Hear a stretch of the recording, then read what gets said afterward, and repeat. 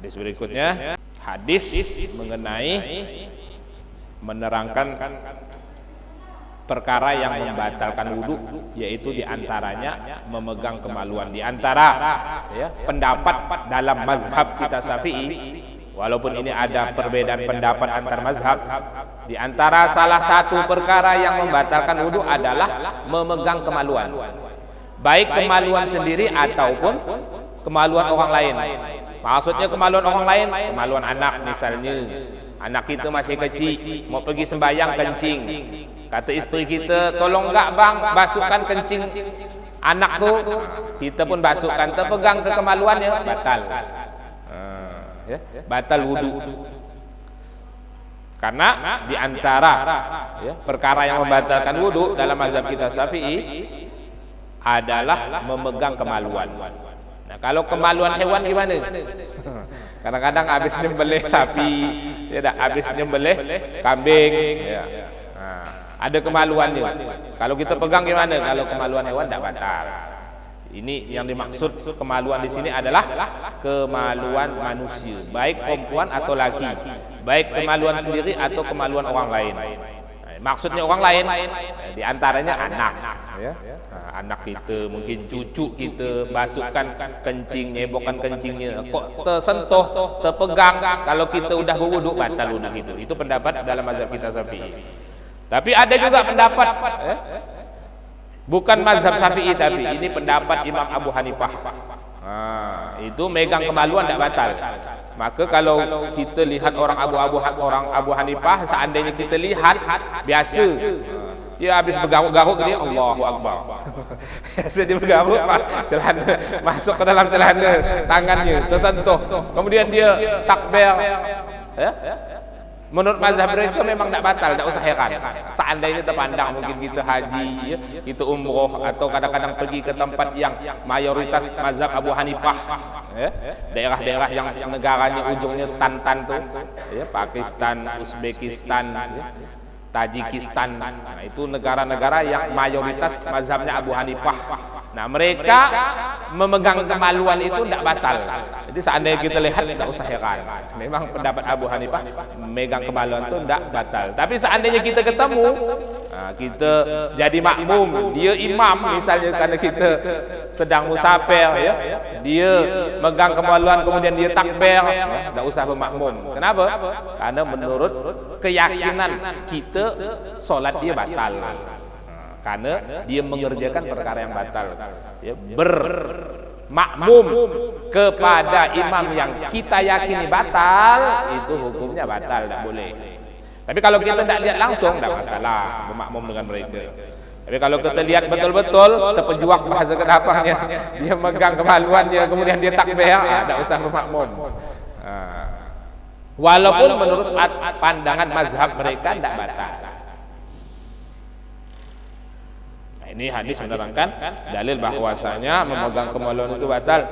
Wa an Basrah, dari sahabat Basrah, anna Rasulullah sallallahu alaihi wasallam qol, Rasulullah sallallahu alaihi wasallam bersabda, man massa zakarahu falyatawadda. Siapa yang memegang kemaluannya, kemaluan sendiri atau kemaluan orang lain, falyatawadda, kata Nabi, hendaklah berwudu. Ya. Maksudnya memegang di sini jelas kalau memegangnya itu tanpa sampul, tanpa alas. Seandainya tangannya ada sampulnya tidak batal. Ya. Jadi megang langsung kulit ketemu dengan kulit. Itu batal. Namun, ya, yang dimaksud dengan di sini memegang dan wudunya batal kalau yang menyentuh itu adalah telapak tangan. Kalau bukan telapak tangan tidak batal. Telapak tangan itu mana batasannya?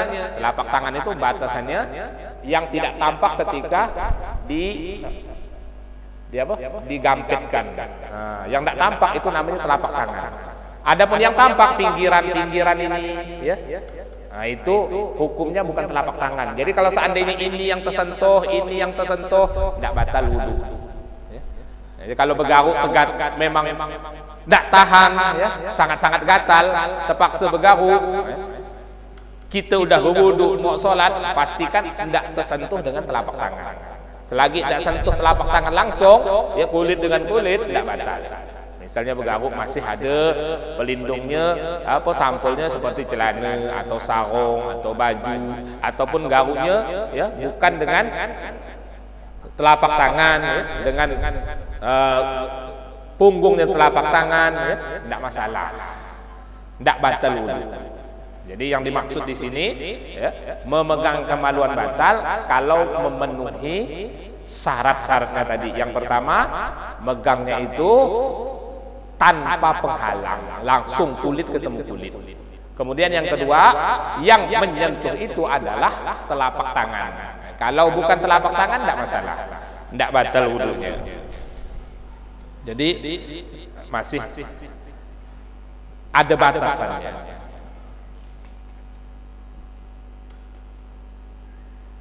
Seandainya ada yang kurang jelas atau tidak paham, boleh langsung tanya ya. Kalau tidak lanjut. Wa an Aisyah radhiyallahu anha anna Rasulullah sallallahu alaihi wasallam qala. Nah, ini hadis menerangkan perkara-perkara yang hukumnya najis. Karena kita perlu tahu kenapa? Karena perkara yang najis ini kalau terbawa solat kita tidak sah. Rugi, kita udah huyuh-huyuh pergi ke masjid dari rumah, ya subuh-subuh buta misalnya, tidak tahu solat kita tidak sah. Kenapa? Karena ada pakaian kita yang terkena najis, karena ada badan kita yang terkena najis. Nah, ini hadis ini menerangkan perkara-perkara yang dihukumi najis, terutama dalam mazhab Syafi'i.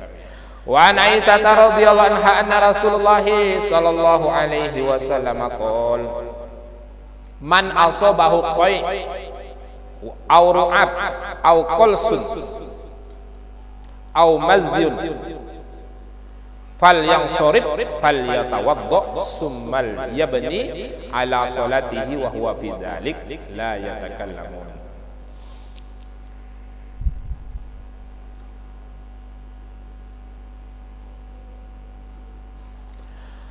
Barang siapa terkena muntah atau liur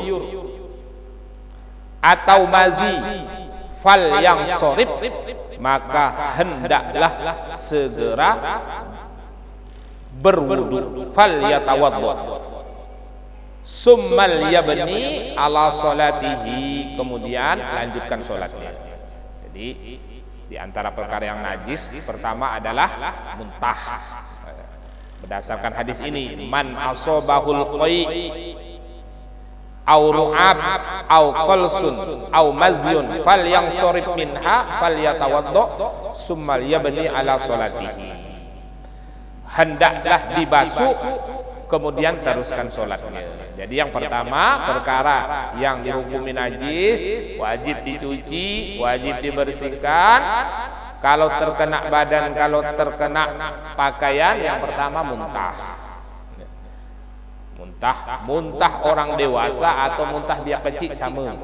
Kadang-kadang ya, anak kita yang masih kecil ya, kadang-kadang suka muntah. Nah, jangan sampai terkena baju kita. Kalau mau sholat, kalau tidak baju sholat tidak masalah. Kalau kita mau sholat, kita megang dia kecil, muntah, wajib diganti karena muntahnya itu hukumnya najis. Karena muntah itu hukumnya najis dalam mazhab kita. Auru'ab atau air liur. Air liur di sini maksudnya adalah air liur yang keluar dari lambung, bukan air liur yang ada di mulut kita nih. Ya, kalau air liur yang masih di kisaran rongga mulut, maka itu hukumnya suci, tidak najis. Ya. Yang dimaksud dengan air liur di sini yaitu air liur yang keluarnya itu memang dari lambung. Kenapa air liur dari lambung itu najis? Karena air liur yang dari lambung itu sudah bercampur dengan kotoran yang ada di perut kita. Apa bedanya? Beda. Nah, air liur yang najis dengan air liur yang tidak najis itu secara zahir pun beda. Kalau air liur yang tidak najis biasanya tidak terlalu nyengat bau. Tapi kalau air liur basi kata kita tuh, tukus semangat baunya. Nah, itu najis hukumnya. Air liur yang keluar dari lambung, biasanya keluarnya karena kita tidur, ya, tidurnya tidak pakai bantal. Kalau pakai bantal itu masih biasanya tidak keluar. Tapi kalau tidak pakai bantal kok keluar kuning, menyengat baunya. Nah, itu air liur yang dihukumi najis. Kenapa? Karena itu keluar dari dalam perut kita, lambung kita. Dia udah bercampur dengan kotoran yang ada di perut. Nah, dia keluar, makanya baunya menyengat, pekat. Nah, atau biasanya disebut orang kampung air liur basi. Liur basi keluar dari dalam perut. Nah, itu najis hukumnya, ya. Kalau kena baju, ya, wajib dicuci. Tak boleh dibawa solat, cuci dulu bawa boleh. Au mazyun, atau yang termasuk najis adalah mazi. Nah, mazi itu adalah cairan yang keluar karena kuatnya syahwat sebelum keluarnya mani. Nah, itu mazi namanya. Itu termasuk, ya, hukumnya najis. Kalau kena pakaian wajib diganti atau wajib dicuci kalau mau dipakai. Karena hukumnya najis, dibawa solat kita tidak sah. Nah, itu mazi itu biasanya keluarnya sebelum keluarnya mani. Nah, dia keluar putih bening, ya, karena syahwat yang kuat, ya. Ya, itu dia keluar biasanya. Itu hukumnya najis kalau terkena pakaian.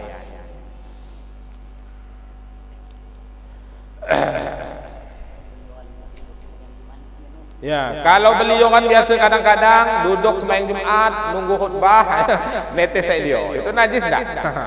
Itu enggak najis, ya. Itu masih terhitung air liur yang keluar dari mulut. Insya Allah dari mulut, karena kalau dari lambung enggak mungkin, ya, naik ke atas begini. Enggak mungkin. Yang dari lambung itu biasanya keluar karena tidur baring. Tidur baring dan tidurnya enggak pakai bantal. Nah, ya. Tidur baring, tidur tak pakai bantal, biasanya keluar pekat kuning. Nah, itu air liur yang najis, ya. Kalau kena pakaian wajib diganti, jangan dibawa solat. Yang pertama hukumnya najis, yang kedua selap kawan sebelah, ya.